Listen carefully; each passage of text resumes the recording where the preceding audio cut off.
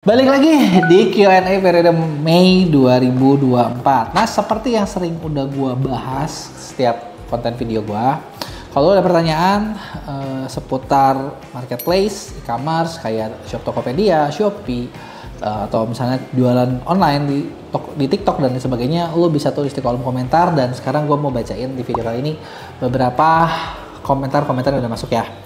Jadi, yuk cus, yang pertama dari akun YR Store. Kalau bayar iklan, add 100.000, aktifnya selama berapa hari?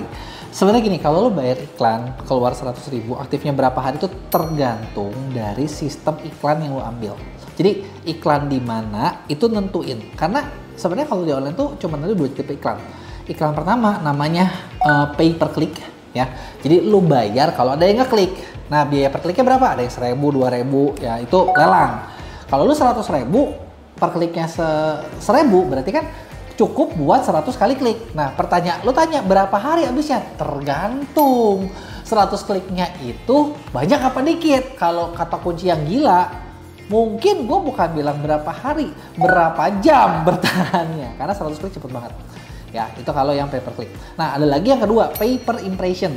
Artinya PPI gitu ya. Nah, itu kayak model iklannya TikTok Ads, iklannya Meta Ads, Instagram Ads. Itu lu bayar buat disebarkan ke sekian jumlah orang gitu lah. Itu gimana lelang ya, gimana TikTok, gimana platformnya. Nah, 100.000 biasanya ya dia disettingnya kayak sehari mau keluar berapa. Jadi dia nanya, gue mau keluar 100.000. Ya berarti lu iklan 100.000 sehari habis. Disebarkan ke sekian orang gitu ya. Kejawab ya. Nah, akun kedua dari Tessa Putra. Mau tanya, apakah bisa satu akun TikTok itu memonetasi semua alat kreator yang tersedia? Bisa, tapi kalau semua banget mungkin nggak bisa. Gue bakal bilang sebagian besar bisa. Karena ternyata alat monetisasi kreator itu ada yang kadang bertentangan gitu loh. Kan akun TikTok tuh ada akun kreator atau personal, ada akun bisnis. Nah, cara monetisasinya beda gitu. Tapi kalau secara mayoritas, jadi kayak lu mau nyobain cara A, B, C, D, bisa banget. Tapi kalau 100% nggak bisa karena ada yang bentrok. Nah, terus ada lagi dari nama akun kerja woi. Kok saya punya akun TikTok, followernya lumayan, kontennya tutorial. Mau jadi affiliate, mending pakai akun yang sekarang atau akun baru? Kalau gua boleh jawab, gua bakal bilang akun yang udah ada. Kenapa? Ngapain lu bikin sesuatu dari nol lagi gitu ya. Tapi ada tapinya. Ketika lu affiliate, pastikan itu sejalan dengan akun tutorial yang lu bilang, yang bahas. Jadi contoh gini, gue sering banyak bahas tentang kayak gimana cara jualan. Ketika gue mau monetisasi atau gue mau affiliate, gue bakal jual produk yang searah dengan itu. Misalnya kayak buku, itu kan nyambung ya. Tapi gue nggak akan jualan sesuatu yang nggak nyambung. Contoh misalnya, gue bahas tentang cara jualan, terus lu bayangin tau gue jual alat masak gitu. Nggak matching banget. Itu nggak mungkin. Dan kalaupun gue lakuin nggak ada gunanya. Nama akun, Azam Fahtur Rohman. Pertanyaan, kok akhir-akhir ini penonton live saya kadang sepi, kadang rame, tapi kayak bot semua, atau user luar negeri, tapi nggak ada yang komen dan yang check out juga dikit. Kenapa ya? Sebenarnya gini, kalau tahu penontonnya kadang sepi, kadang rame, ya lu bisa ada 2 kemungkinan sih. Satu, apakah ketika lu nge-live itu audiens itu tuh nonton apa enggak? Bener nggak? Kan gue nggak tahu ya sebenarnya kayak lu tuh ramenya berapa. Terus kedua, produk yang lu pasang di etalase itu ngaruh loh. Jadi kayak produk yang lu pasang ini tuh lagi in atau enggak gitu kan. Kalau ngomongin gak ada yang komen, itu juga balik lagi ke gimana cara lu nge-live. Bisa nggak lu mancing mereka komen gitu ya. Kalau check out juga gimana cara lu promosi. Jadi itu benar-benar harus dilihat lebih sejauh secara detail. Yang sebenarnya fasilitas di check-in detail gini kita tuh ada di MCM. Gitu, kalau lu gabung di MCM-nya ya itu kita bisa bantu check-in, kayak lu tuh ngasih saran kenapa lu seperti ini, kenapa seperti itu, kita bisa bantu analisa. Ya. Terus dari nama akun Visa Art. OVL dibatasi 1 order per hari gara-gara ada laporan toko ngirim gak sesuai pesanan. Padahal konsumen gak ada yang komplain dan poin pelanggaranku 12. Apakah masih bisa lolos dari OVL? Bisa nggak? Sebenarnya kalau lu jalur biasa ya bisa, tapi agak lama ya. Kalau lu mau jalur khusus lewat TSP itu bakal jauh lebih cepat. Karena kita bisa bantu ngecekin dan bisa banding lebih ini. Terus kalau misalnya kayak tadi nih, konsumen gak ada yang komplain, mungkin lu nggak tahu kalau misalnya ada yang beli terus udah gitu ngasih bad review gitu. Itu mungkin aja bisa terjadi dan itu yang bikin OVL lu kena gitu ya. Terus nama akun Alibray Fishing. Kok gimana cara mengurangi poin pelanggaran?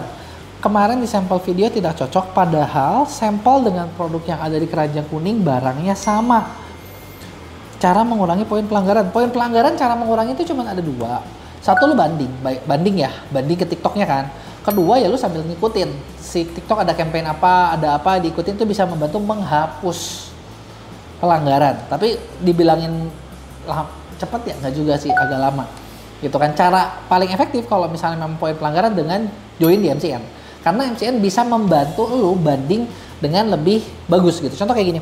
Kemarin itu ada salah satu top kreator gua itu kena 4 poin pelanggaran dan view-nya drop banget. Gitu kan.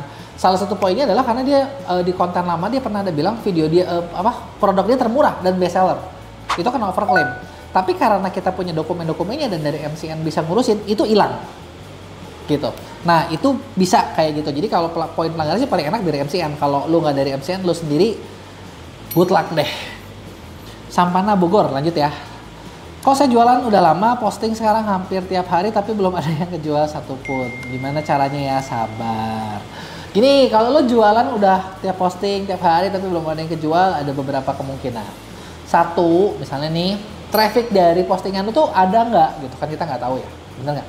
Contoh lo bikin postingan itu orang lihat produknya nggak? Nanti kalau udah lihat produk, misalnya kalau trafficnya kurang, artinya yang lihatnya masih dikit, wajar. Yang kedua, bisa jadi gini, lu udah lumayan banyak, tapi tetap belum ada yang beli, artinya produk lu nggak menarik. Itu artinya lu harus ganti produk. Kemudian, ada lagi dari akun Dameria Theodora. Kok kalau butuh mentor, caranya harus daftar kemana? Bisa diarahin nggak? Bisa, lu bisa daftar, dikasih linknya. Ya sebenarnya kita punya, di MEA tuh kita punya beberapa program. Program pertama kelas online, lu bisa belajar secara online. Kita juga ada mentornya juga buat bantu lu tanya konsultasi. Gitu ya, sistemnya ya lu ya itu bisa japrian, bisa bisa juga zooman gitu ya, namanya programnya super mentor, lu bisa ikutan gitu ya. Yang kedua, tapi itu kurang depth. Kalau lu mau yang lebih dalam lagi, mau yang lebih bagus lagi, kita punya program pendampingan gitu ya. Lu nanti gua kasih link, bisa chat sama tim kita gitu kan, nanti lu bisa tanya langsung.